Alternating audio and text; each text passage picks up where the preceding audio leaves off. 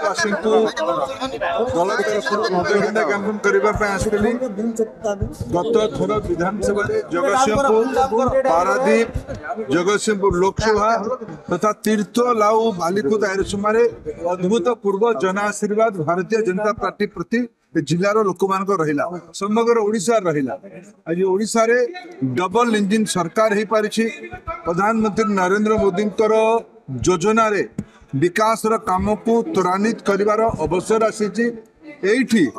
पारादीप 2016 मसीह माननीय प्रधानमंत्री कहीकि जाइथिले पूर्वोदयर विकास पारादीप ही आरंभ हम पूर्वोदय हेले ही देश विकसित हो पार देश जितेबले विकसित हबार लक्ष्य 2047 करम डबल इंजिन सरकार ओडिशार विकसित हबार लक्ष्य आम राज्य भाषा भित्तिक आधार नवार 100 वर्ष 2036 रे पूरीब से समय सुधा ओडिशार तथा भारतर विकासर गति को आहुरी तीव्र करने पारादीप बहुत बड़ भूमिका अच्छी ओडिशार युवक रोजगार बढ़िबो ओडिशार राजस्व बढ़िबो ओडिशार कल्याण पाई आहुरी सुगम अवस्था हबो। पारादीप जन्मेजय दास का रिपोर्ट।